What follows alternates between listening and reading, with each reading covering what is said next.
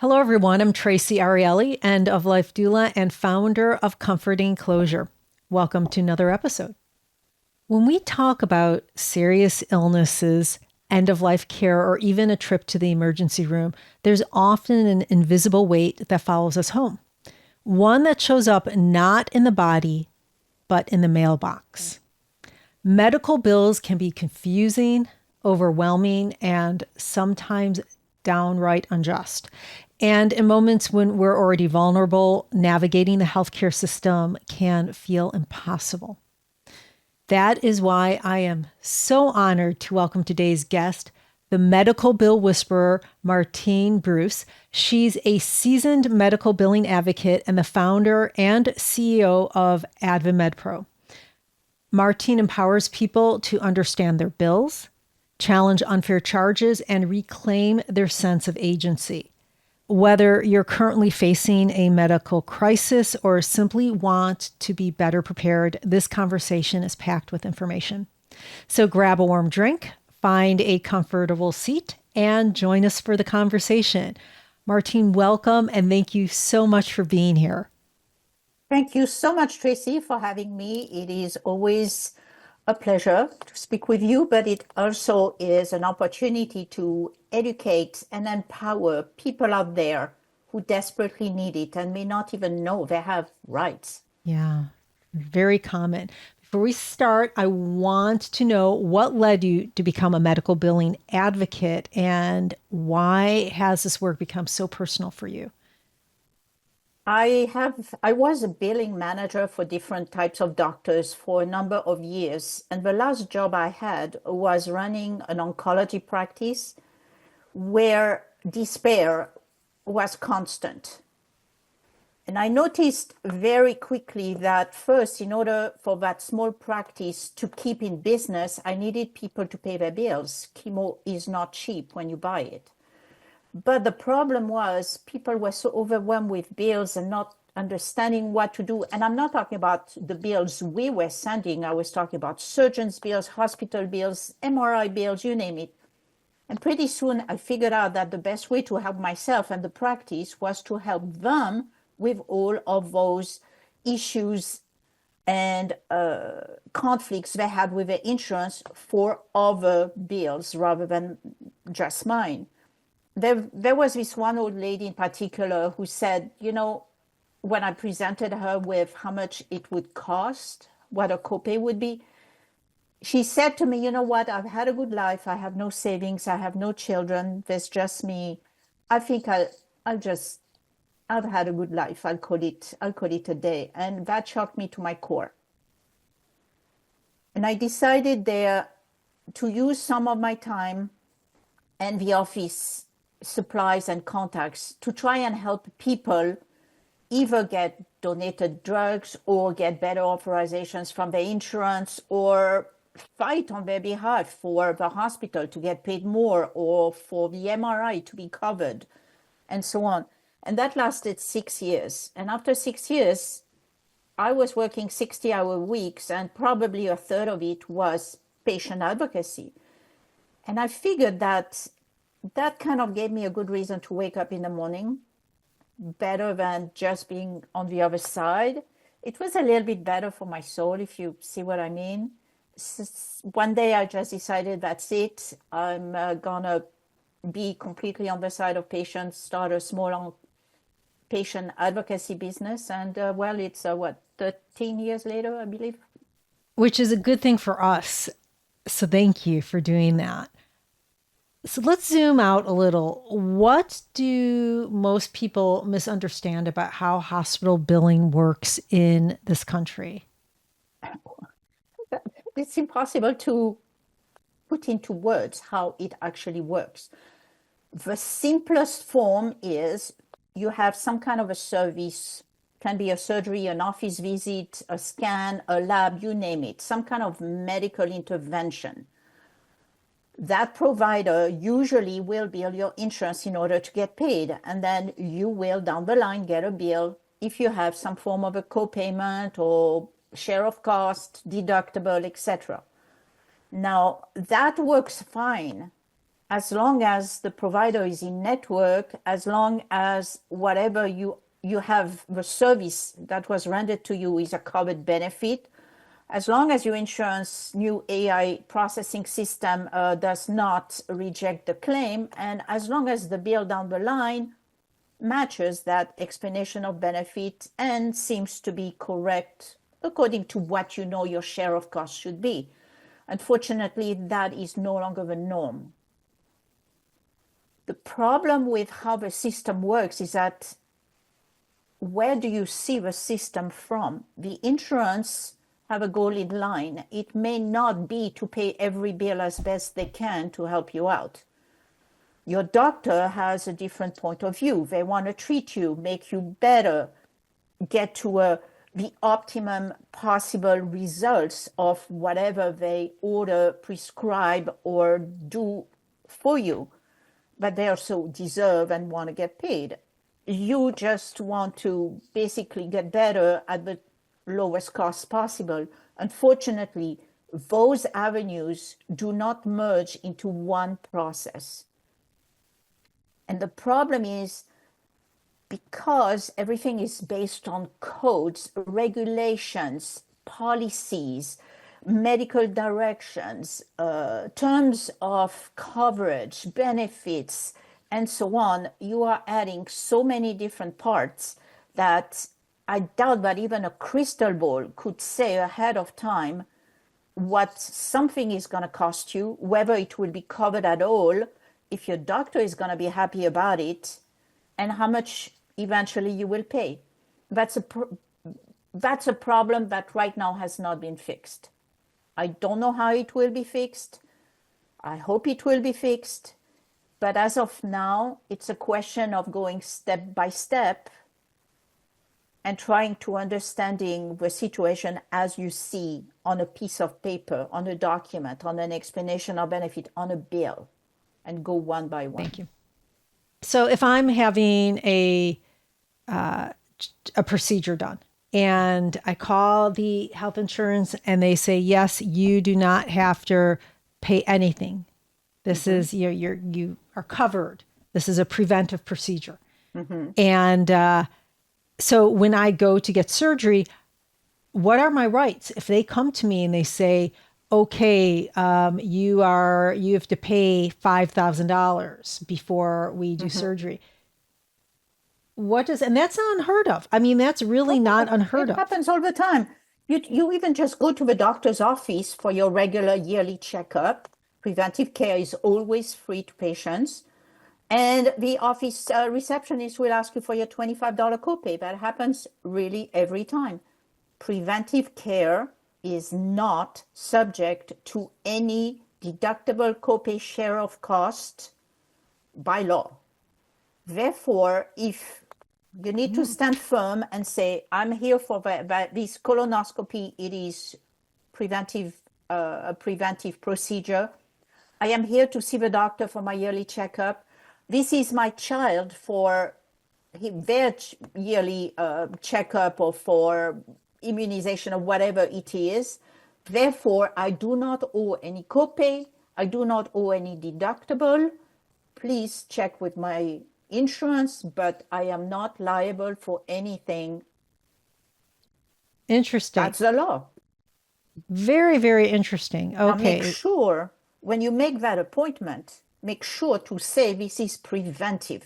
Yeah. And the doctor has to place that order as a preventive. That's correct. Okay. However, things might change once they are coded. But let's say from the beginning, when you make the appointment, it's preventive. When you go there and you give your ID, this is a preventive, this is a preventive mammogram. I am here for my yearly checkup, just to make sure. Interesting. Very, very interesting. It doesn't guarantee anything. Everything will be coded or processed correctly, but at least they have it in their system that is what you made the appointment for, and therefore should be coded as such. Interesting. Very, very interesting. Thank you for, never knew that. So can you walk us through some of the most common ways people are overcharged? Either, I'm not going to say it's ever intentional, but due to how the system is set up, as an example. What people need to understand first is going to the doctor or to the hospital is kind of like going to the supermarket. Everybody changes or charges whatever they feel is appropriate for their services. There is no law, there is no rule, no guideline that force a doctor to bill a certain amount or up to a certain amount. That's why a doctor may charge $250 for a visit, and the one across the hall can charge 3 times as much. So being overcharged may not mean that you are being ripped off. It may just mean that this is an expensive office that you're paying for. Same that, if you go to your local little market, the box of cereal is going to be cheaper than if you go to Whole Foods or, a fancy market. Now, the problem is you usually don't know ahead of time how much is going to be charged. And that's because nobody really knows ahead of time what is going to be billed to your insurance or billed to you, because until things are done, there is an expectation that you are just going in for a colonoscopy. However, if something is found and a biopsy has got to be taken, samples have got to be removed, they have to be sent to the pathologist, we are no longer talking preventive care here. We are talking diagnostic. Why are those polyps there? And, are they cancerous or not? What treatment might be appropriate? So at the beginning, you can say this is a preventive care service or appointment, but down the line, your doctor might have to code it as diagnostic if something is discovered as needing a higher level of expertise, the need to find a diagnosis and possibly to prescribe some treatment. That's why you may feel that you've been overbilled when you get that procedure, that mammogram suddenly billed to you, but it's because they had to take extra views when they found that there was something maybe unusual on the regular views that they took. So they took additional ones. You may have had an ultrasound or something else. In that case, we're no longer talking preventive. But until your insurance has processed the claim, it should still be considered preventive. Therefore, they cannot ask you or should not ask you to pay ahead of time, because when you go in, it's preventive. That's what counts. Down the line, it may change, but when you go in, you do not pay. You should not pay. Do different insurance companies handle things differently? Let's say, United Healthcare compared to, like, you have Kaiser, which is a completely different model where they have their insurance and they have their own hospitals and their own doctors. Is right. One, I'm not going to say better than the other, but as far as billing, is one easier to deal with than the other? Yes, because once you go, Kaiser is a closed circuit system. Yeah. They have their own doctors, they have their own labs, their own hospital, you name it.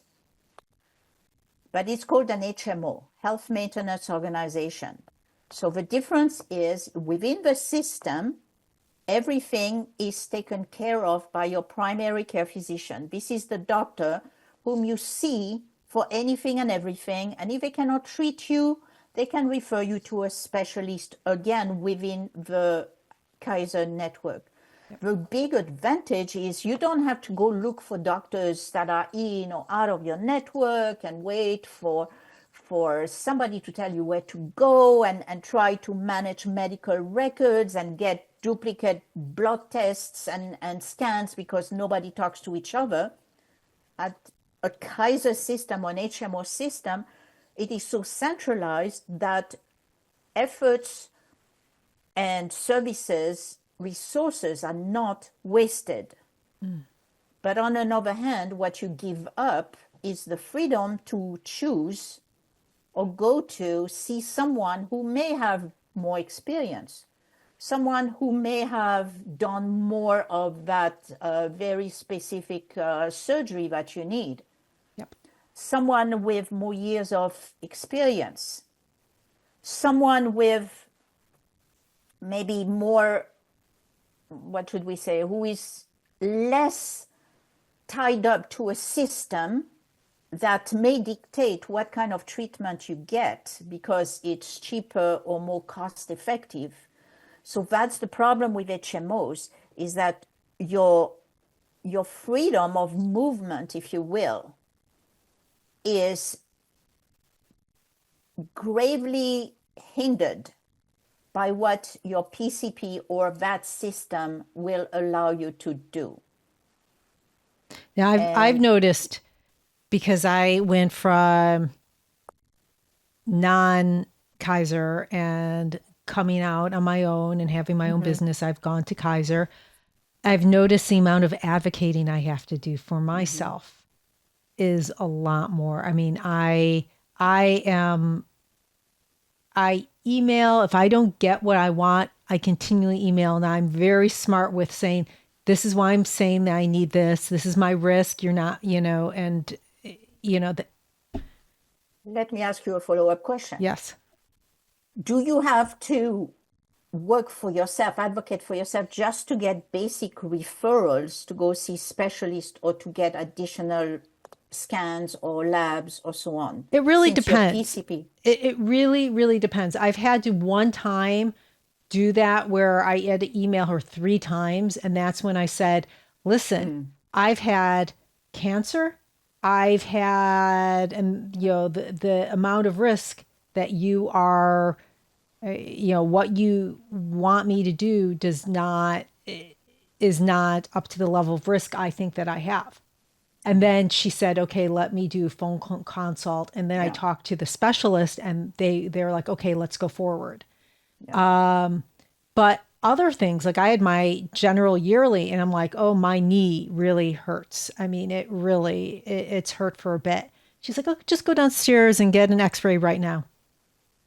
So other things are very easy to do, Exactly. It's all on site. but I've always been a really good advocate for myself, because growing up, I had endometriosis. And at that time when I was growing up, it was seen as no one really talked about it or heard about it. And so I really had to advocate for myself that I was not some crazy woman that was just feeling pain.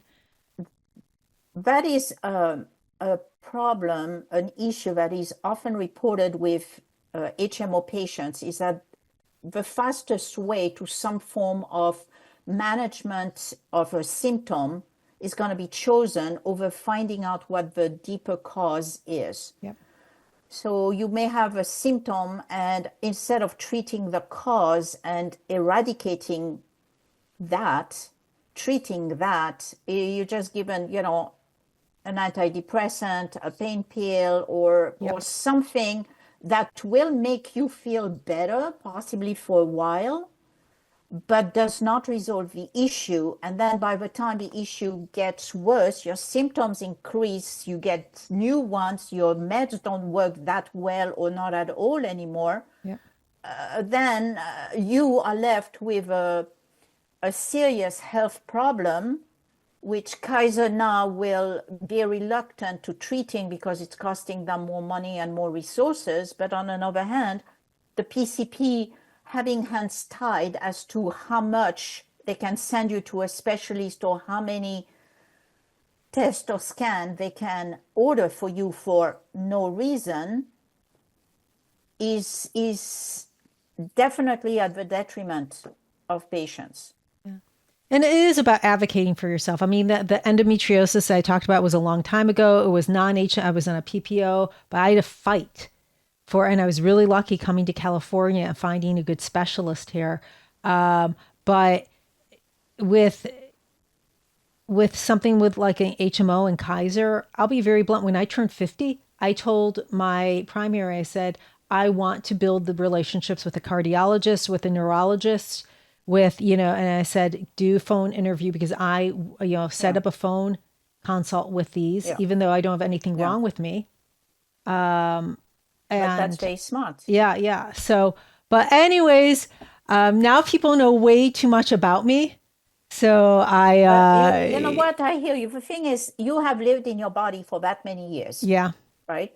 yep, I don't care what a doctor learned in medical school. They still don't know what you feel, yep, how the progression has become unbearable or really serious enough for you to not only pay attention, but want to do something. yep.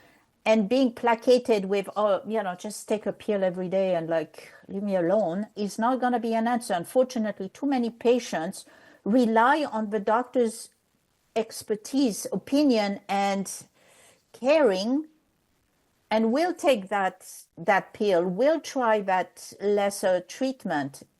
And Yeah. if you don't really act on it, if you don't, and I don't say raise your voice, I don't say, go to the doctor and call them names or whatever. These are good people who are trying to do a very hard job and oftentimes do not get the support that they need in order to be really healers. They are too often administrators and paperwork doers and so on. So I'm not throwing any kind of blame on them. But what I'm saying is that sometimes you just have to remind them that you are not a chart. You are not a series of diagnosis codes. You actually are a person who has a body that they know very well and well enough to know when something doesn't feel right. Well, it comes down to people feeling really intimidated, not only from by the doctor, but also when you're talking about billing and you're talking about those administrators. Of Not course. only do people feel really intimidated to speak up for themselves, but they might feel shame.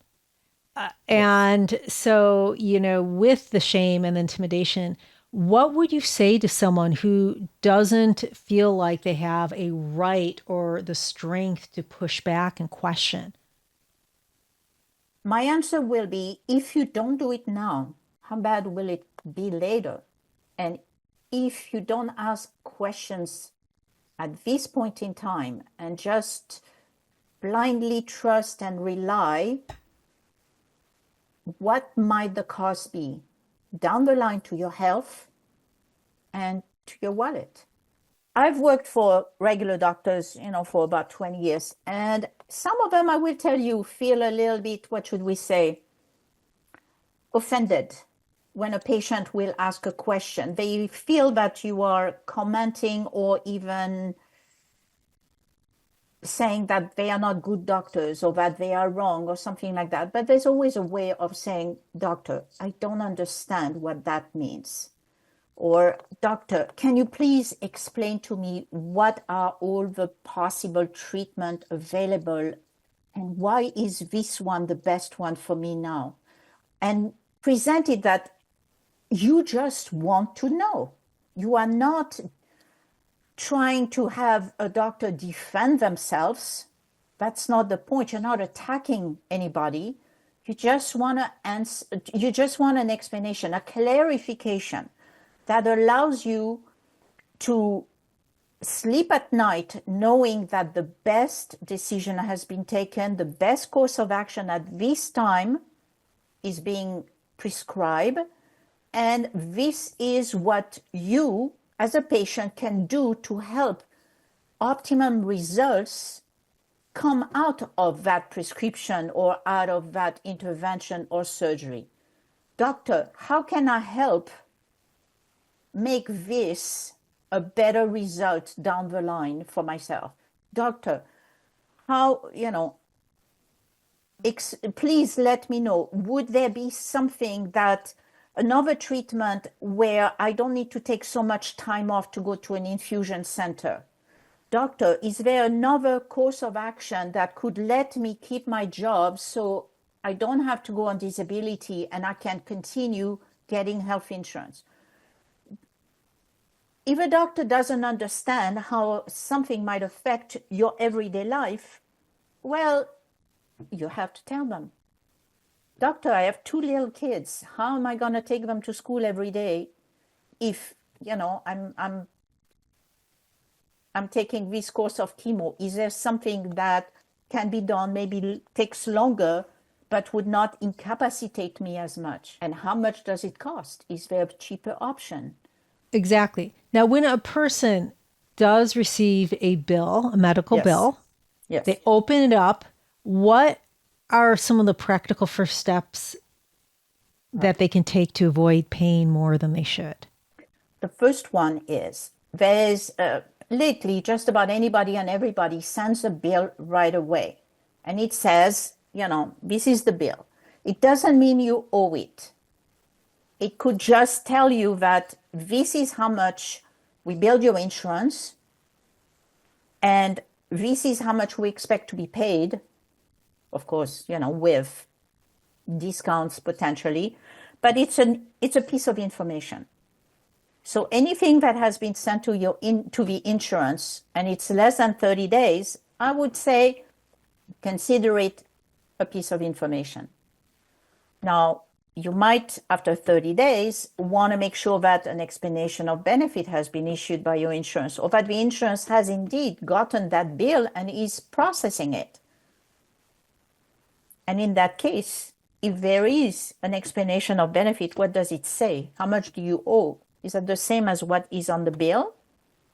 Although that does not guarantee that it was accurately processed, at least if it matches, it's less of a potential red flag. If the insurance comes back with something that shows you have a balance that you don't expect, for example, everything has been rejected, or there's no allowance, or it shows that you owe the whole thing, that's the time to start picking up the phone and ask why. If you have an amount that has been applied to your deductible, to your co-insurance, and it has not been met, then a quick search online on your portal should tell you how much of your share of cost you have already paid for that year and whether or not you have met it. Once you have met it, then your insurance would make a payment. But again, if you went and you had just a regular, you took your kids for their regular checkup, right, and immunization, and you see all of a sudden the explanation of benefit shows that you owe something, and the bill matches that explanation of benefit, that's a call right away to the insurance. This was preventive care. I don't owe anything. You need to reprocess it. And that happens. It happened to me a couple of months ago. I had to file an appeal. I'm sorry, that lab was preventive care. I don't owe $34.43. I know it's not a lot, but you know what? I pay thousands and thousands of dollars in premium every year, so you guys pay $43. Yep. Yeah. Now, are there any specific red flags or like line items that you encourage people to look for? Things that can often signal upcharge? Yes. Well, upcharge is difficult to prove. Okay. Again, coding has got to be done based on the result, not when you went in. So whatever is done also behind the scene that you may not be aware of, for example, a doctor might charge you for the highest level of visit. But you say, well, I was only there for 10 minutes, so, it was not life or death or whatever. However, what you may not know is that the doctor had to spend an extra 20 minutes looking online at all your other medical records, calling a specialist to know what medication you're on and whether it would interfere with a treatment that he wants to start you on. All of this does not have to be face-to-face. And because the level of coding is based on time, level of expertise to make a medical decision, and some of the more minor criteria, that's why it looks higher than what you feel the service was worth. But the coding is correct. So these things patients are not told, they don't know. But from a let's say, ethical or legal point of view, doctors are owed time, or they are owed money for that time, and for discussing your case with other physicians, making sure that two drugs do not interfere negatively with each other, and so on. So I'm going in for a procedure, let's say. Okay. It's a surgery. Yeah. Are there, like you always hear that they charge $500 for an aspirin. They charge, Okay. are Yeah. there like red flags where you go back and you say, I'm not paying that? Okay. It doesn't matter how much they charge. There's somebody at the head of a hospital in that, in that cave, down the corridor, down the stairs, where there's no light and certainly no windows. There are people there who may be people, maybe not. It has not been proven, one way or another, who decide to put numbers next to codes that represent procedures or supplies, right? Based on nothing else but accounting games. It is supposed to reflect the actual value that is given to that procedure or that supply or that aspirin. In reality, it's not. It's called a charge master. And the charge master, again, will be different from hospital to hospital based on criteria such as how many employees they have, how much they pay for workers' comp insurance, how much drugs cost them, how much of a profit they want to make, how much the CEO is taking home every month, and so on. So the charge master and what you see on your bill are not something that you should take to heart, saying, how come this hospital is charging me $500 for an x-ray, and the same x-ray down 3 blocks away, that other hospital is charging me double that? Again, it's irrelevant. The most important thing is how much will be accepted as payment in full for that supply, that aspirin, or that procedure. That is what is important, not where you start from, especially if you have insurance, and especially is either this is in network or this is an emergency, because there will be such a discount, such a write-off, that you will see down the line, whatever was billed, the aspirin that was billed at $100 will be paid 12 cents. That's still too much, don't get me wrong. I mean, they should know how to shop better than that. Costco, I can buy like 400 aspirins for like $9. But at least you will not pay the $100. Yeah, I remember when I was in a bicycling accident, and of course, when you're lying in the road, you're not going to be asking for, hey, I need this ambulance service. You're just not going to do that. Yeah, You don't just have a like, get me choice, there. actually. Yeah, get me. Yeah. And so when I got the bill for that, my insurance refused to pay this $4,000 for the ambulance. And I said, I'm not paying it. I didn't have a choice. I was lying. Did you want me to sit there and die? I'm not paying for it. And they wrote it off. I was so adamant about it that I wrote it off. They wrote it off. But they said some of the things, like the blanket was $300. I said, it was a piece of tinfoil. It was one of those things. I said, I'm not paying $300 for it. And so they reduced it for something like, even though it was way too much, they reduced it drastically. So, But so it's about the negotiation. I like that. But yes, but you should not have to. Yep. You're You right. know what I mean? You're supposed to get better.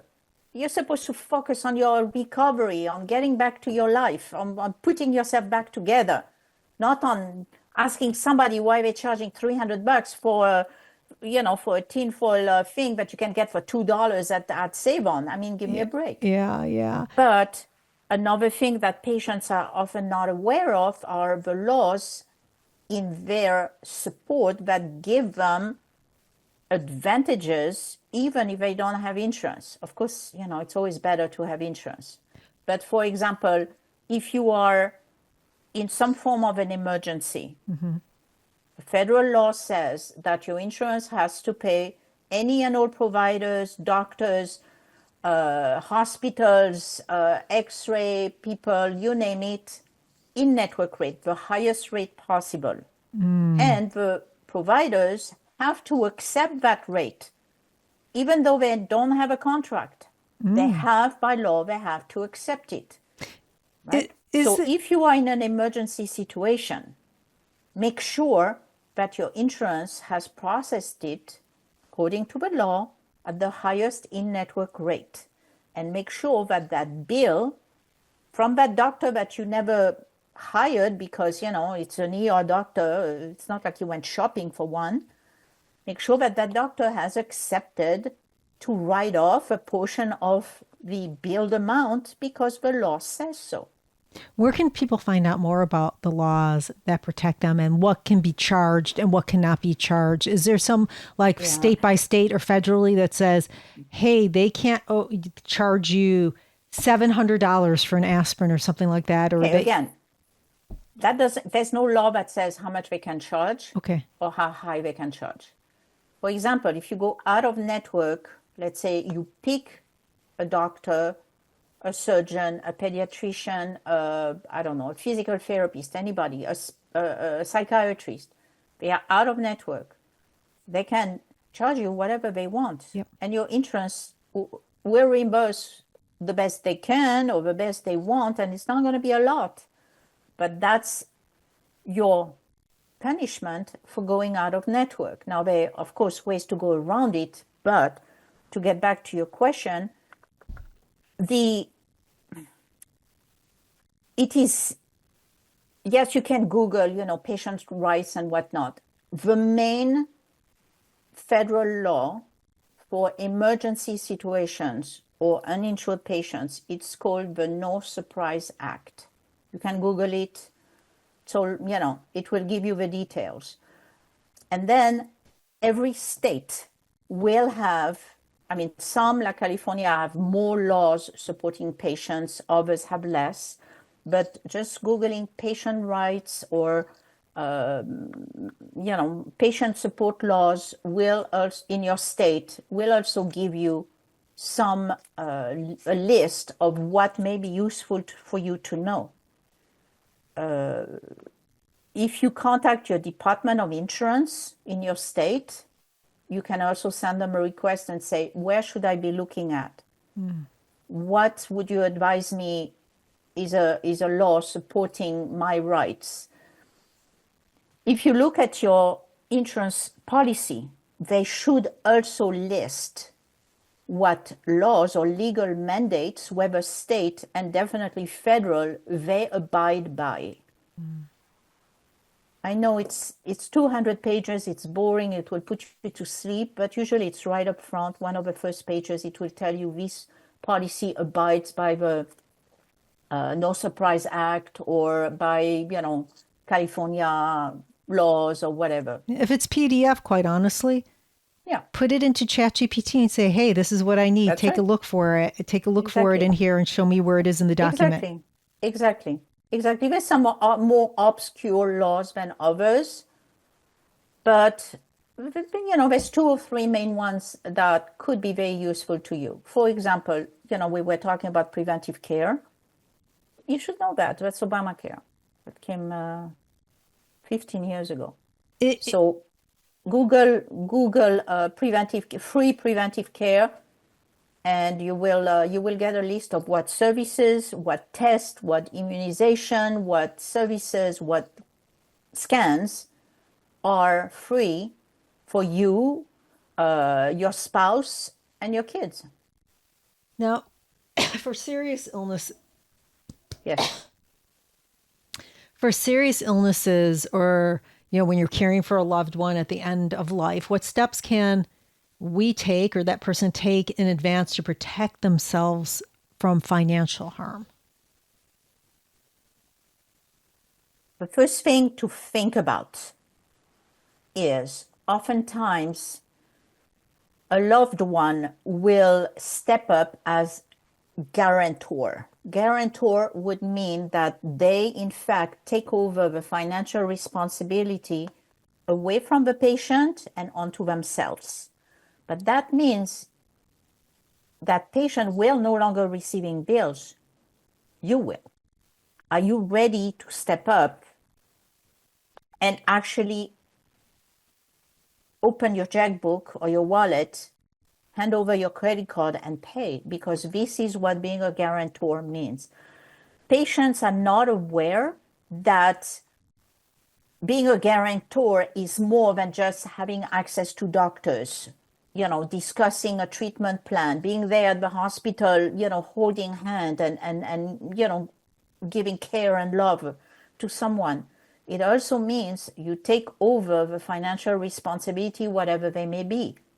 But can't And a person be a healthcare advocate, the healthcare power of attorney, the healthcare representative, and not be the guarantor? So like my mom, I could take, if she's in the hospital, I can get all that information because I'm her. That's right. Okay. Or you can get information also if you signed a HIPAA consent form. Yep. However, in many cases, what I see is that the financial counselor at the hospital will come to the family and say, because the patient is incapacitated or unable to make decisions for themselves, we need to speak to the insurance. We need to discuss financial matters. We need to, who can step up as guarantor? Somebody out of the goodness of their heart will say, let me take that burden off my relative here.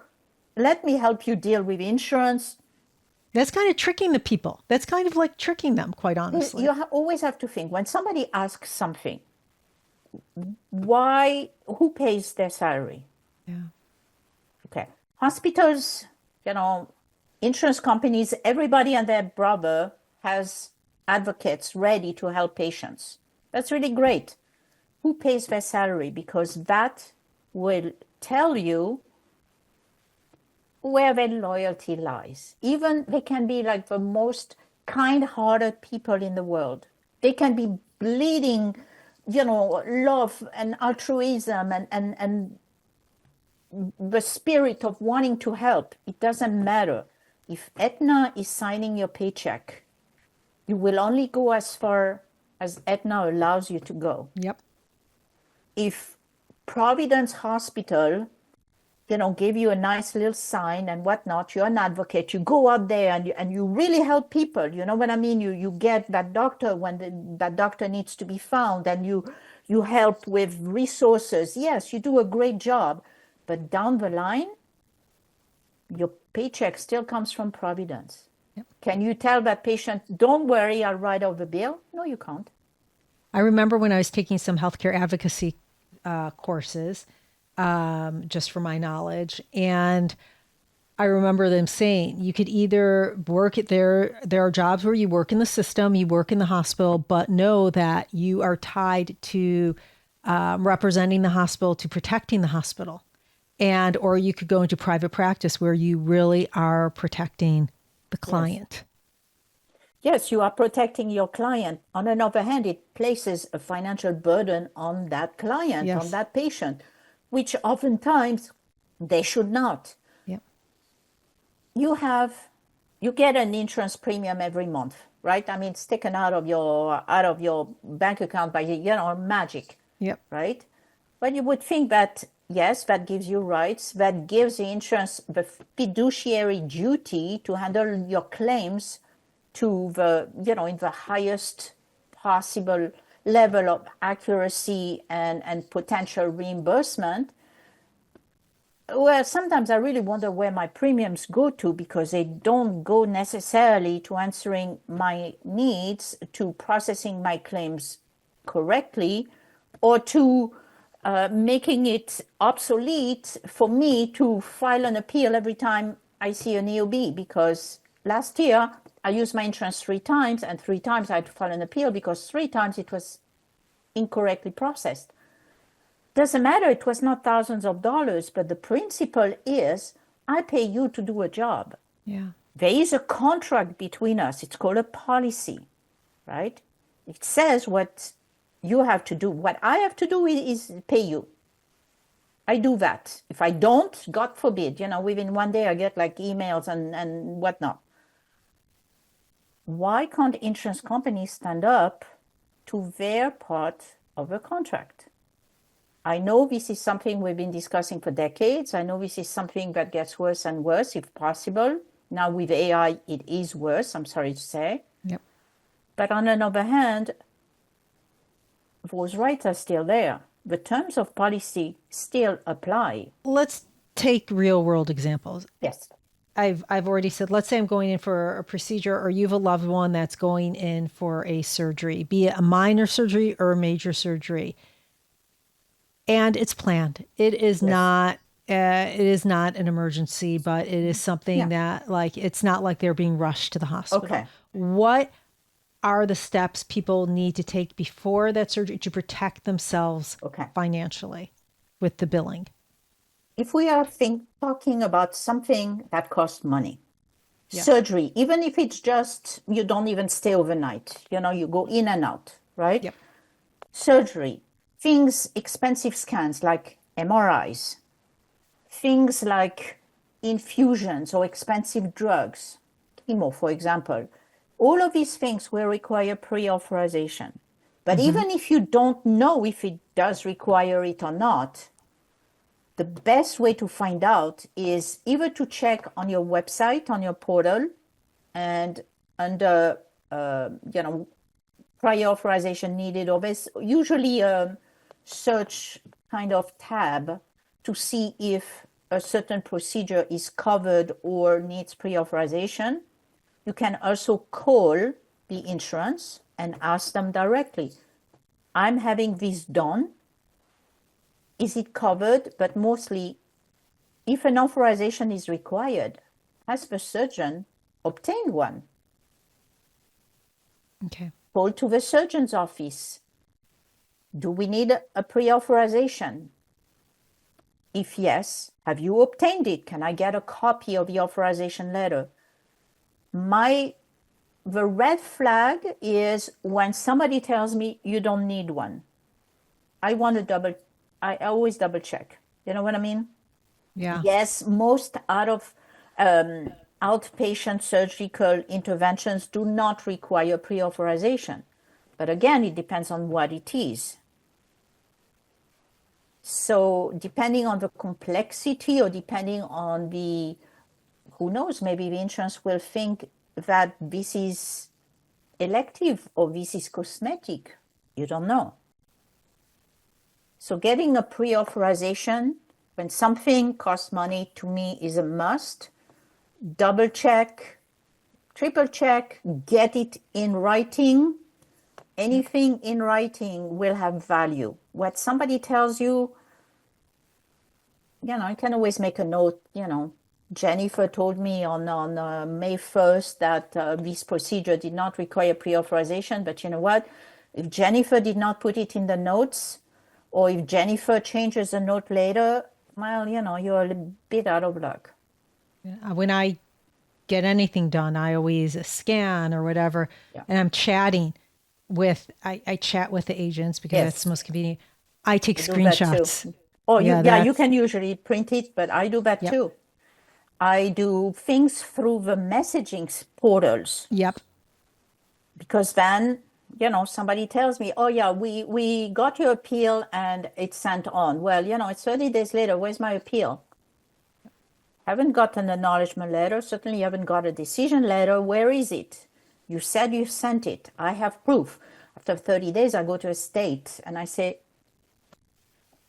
do something.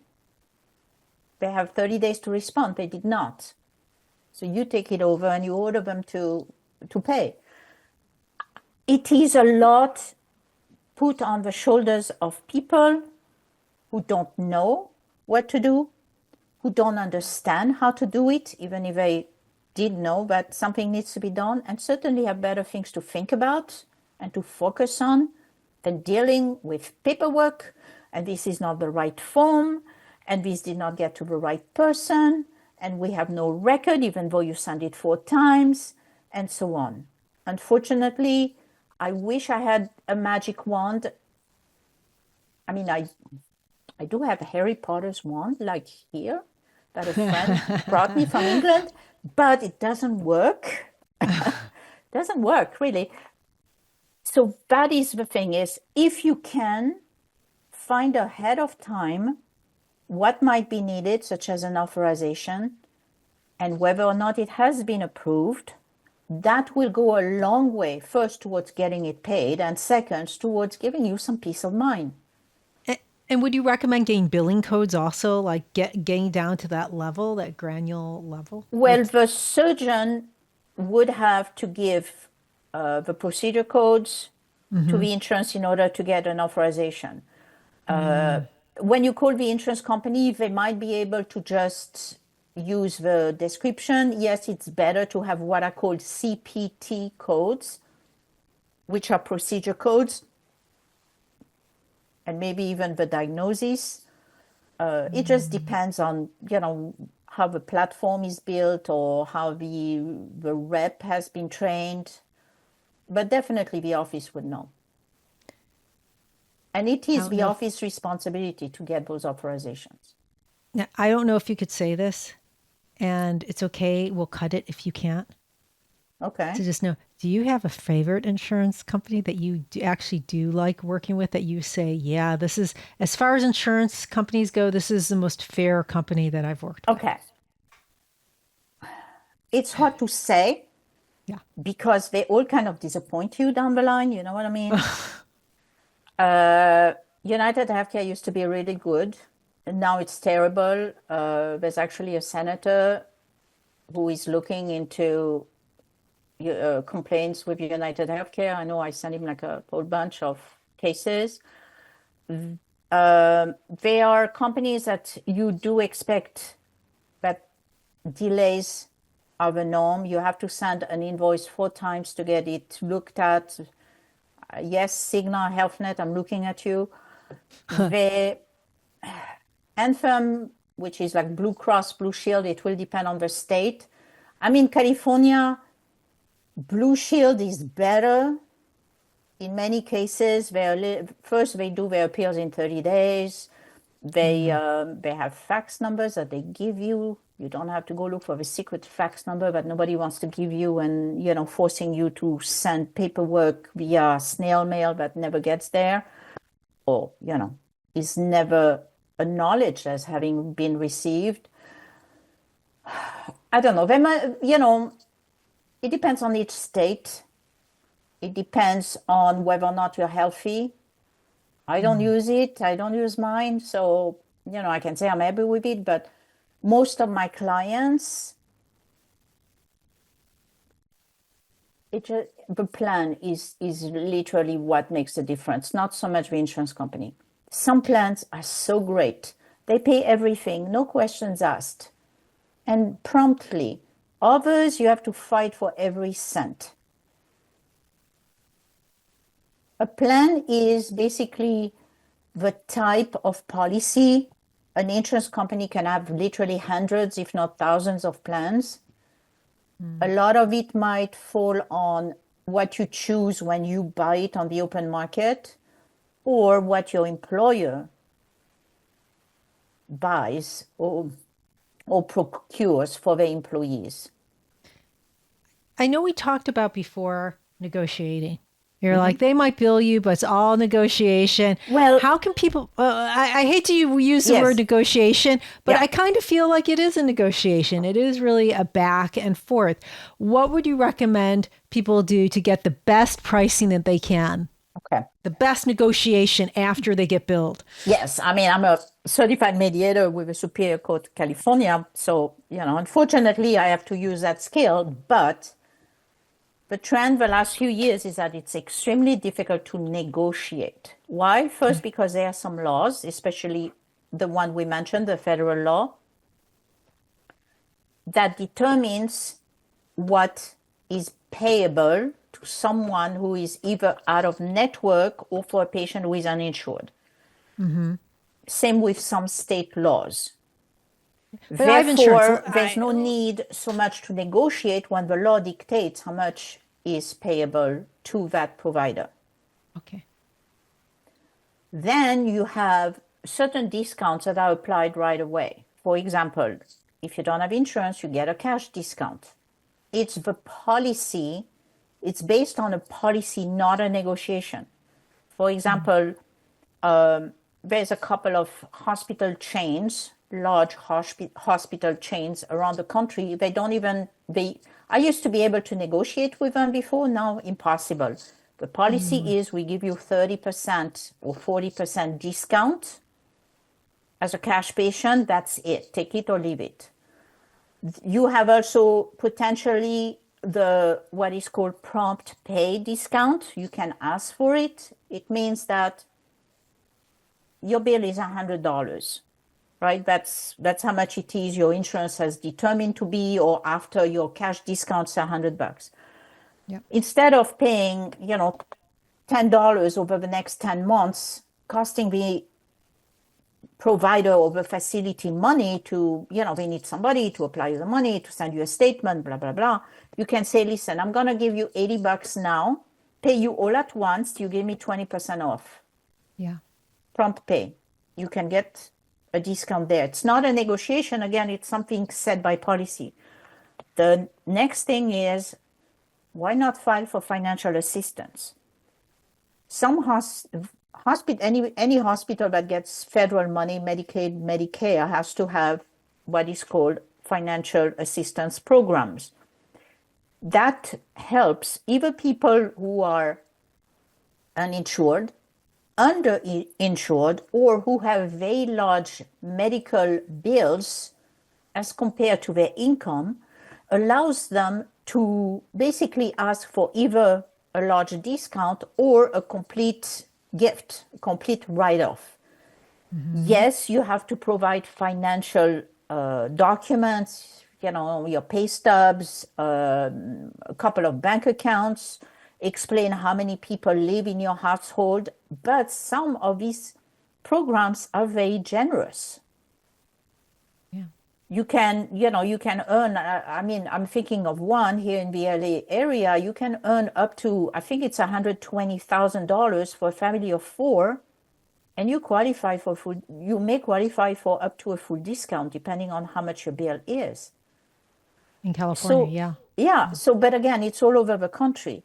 Some hospitals might be smaller in size, therefore they don't have that much money set aside for those programs. Other hospital chains, again, might be more generous. It's a question of filling out the paperwork. Now, if your circumstances are such that the financial documents you provide do not exactly show where you are at, for example, you're on disability now, or you lost your job, or your spouse also has a number of medical bills, or your child is scheduled to have an upcoming surgery, write that in a letter stating, yes, this is my tax return and it shows that I made that much money last year, but this year I could only work part-time because I was sick, or I could not work while I was recovering from this surgery, or whatever, and explain. Send a copy of every single bill you have for you and your family. The ratio of medical debt to your income is going to be taken into account, not just that one bill you're trying to get reduced. And a lot of people are surprised to see that they indeed qualify. And, that's a free gift that you don't have to negotiate. And negotiation, if it comes to that, would be after all these steps that I have given you. You cannot, I, it's very rare to negotiate now with a hospital without going through financial assistance, because they have to take your word for it that you don't have any money. You know what I mean? It could be lying. I know we're at the top of the hour, so last question. Oh, What changes are you hopeful for in the future that you hope to see in our healthcare system? all right. I come from Europe, well, a long time ago, but I grew up in a system with state-run medicine. I mean, even a few years back, my mother would go crazy telling me that she has a copay of €5. That's about, let's say, $5.50 every time she goes to the doctor. She was absolutely, what should we say, outraged. And I'm thinking, oh my gosh, I have a deductible of like $6,500. Then I have an out of pocket of like 13 grand. So I have to put together like 20 grand before my insurance pays something like in full. It is, to me, yes, we hear a lot of things about socialized medicine or whatnot, but the Medicare program is the best programs that I've seen in the States. And I don't talk about Medicare Advantage, which is just a complete nightmare of commercial insurances continuing the same shenanigans that they do before you turn 65 and then they apply it to Medicare. I'm talking of straight or original Medicare. This is, of course, not for profit, but all the rules are so clear. What is payable, what is not, how much, the rates, everything is known in advance.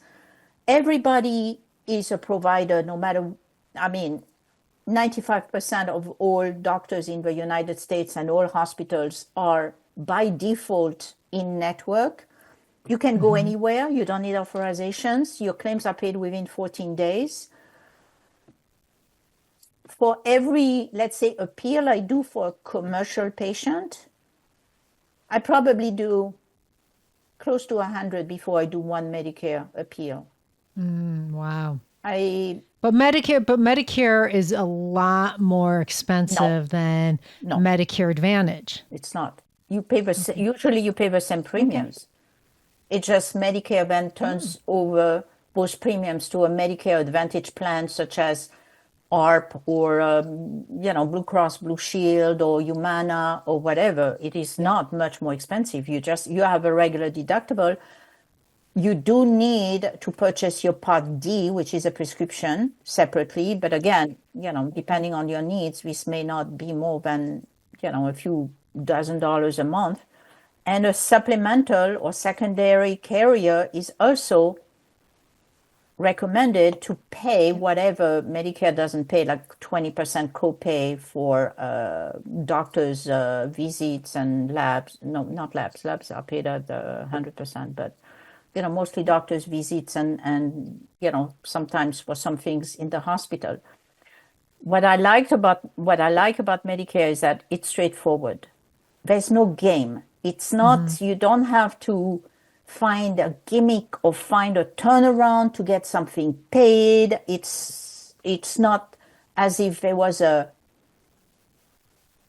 tug of war between the insurance money and your bill. Who is gonna end up with most of that bill? How do we divide it so that you will pay most or all of it? Yep. So that's why I like Medicare, straight original Medicare. But then again, what can I say? Maybe I've been in this business a little too long, and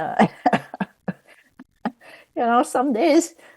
All of us have something to look forward to at Exactly. 65 then. Exactly. But So that is definitely something to look forward to. But remember, not Medicare Advantage. That's a big mess. Well, Martine, thank you so much for being on the show and for sharing your knowledge with us. For those listening, how can they learn more about your work and get in touch with you if they need your support? You can, if you Google the Medical Bill Whisperer, chances are you will get to either my YouTube channel. I make little videos where I explain different terms or different processes, what they mean to your wallet, and how you can go about winning a case or making sure your insurance pays what they should or reducing your bill overall. So those are on YouTube, the Medical Bill Whisperer, or you can find my website. I have blogs also that I post regularly, that also same things with different topics and always a solution. I know there's a problem out there. I deal with issues myself every day for my clients and for myself. bitching about it, if I can use the word, is not going to change things. That's why I can give insights and tips and options and solutions that maybe you don't know about or you didn't think about. I like to be creative, and I like to find ways that maybe will get better results rather than, just heading towards the chocolate drawer or the bottle, or, just handing over your credit card and say, you know what, my peace of mind is worth, paying $100. Nope, that's not my philosophy. You don't have to pay it, you should not. So my website is advimedpro.com. And I'll be I sure to appreciate post that. that in the description. Listeners, the world of medical billing can feel like a maze, but you don't have to walk it alone. You have the right to ask questions, to understand what you're being charged for, and to advocate for fairness. Whether you're facing an unexpected bill or preparing for what's ahead, knowledge is power. And today's conversation is a reminder that standing up for yourself is not only possible, but it is essential. Thank you for joining us. If you have any question, please comment below or reach out to me directly. And if you found this conversation to be helpful, please like, share, comment, and subscribe. This is Tracy Ariely from Comforting Closure, wishing you peace and comfort in your journey. Until next time, take care.